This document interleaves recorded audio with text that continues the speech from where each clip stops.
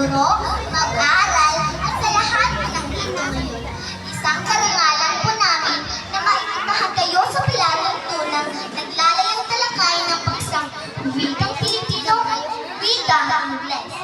Sa ating nakalis ng mundo na pagbilis na pagbabago, patuloy na lumalabas ang isyu ng pagdulog ng kahit pagkakali.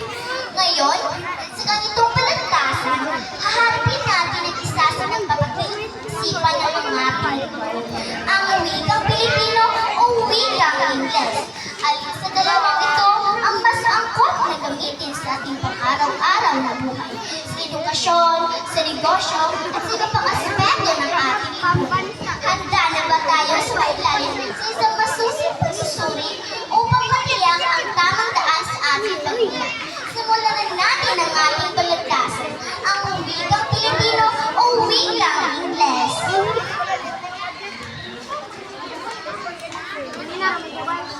Magandang araw po sa lahat, mga minamahal na kababayan.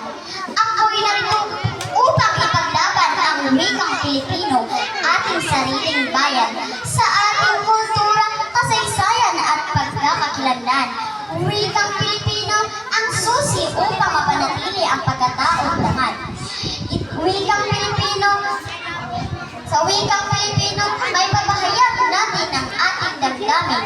Ito ang nagsisilbing tulay sa ating pagkakaisa at pagmamalasakit.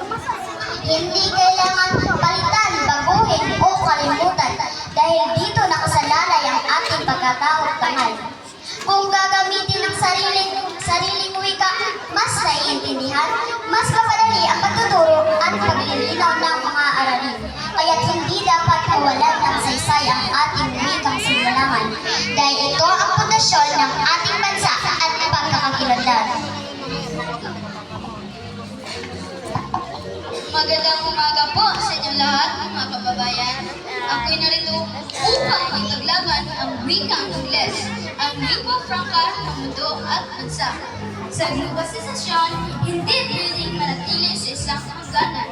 Kailangan gamitin natin ang Ingles upang makipagsabayan sa makabagong panahon. Ang Ingles ay daan sa mas malawak na oportunidad. Ito ang susi sa edukasyon, trabaho, at makabagong teknolohiya. Nais na tungkulan, kailangan matutunan ang wikang banyaga dahil dito nagkakaroon ng pagkakataon at nagtugay sa bawat larangan.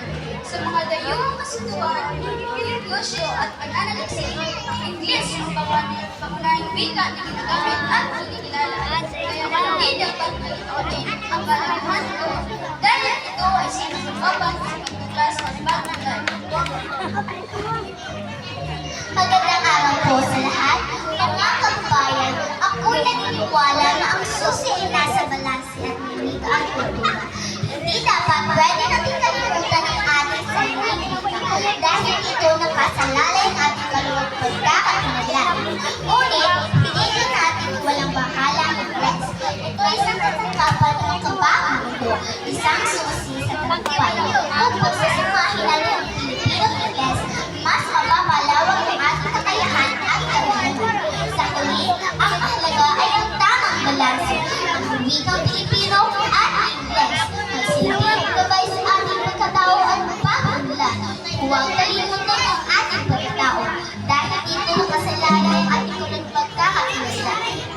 Maraming salamat po sa inyong pakikinig. Mabuhay ang wikang Pilipino at Ingles sa bawat Pilipino. Marami.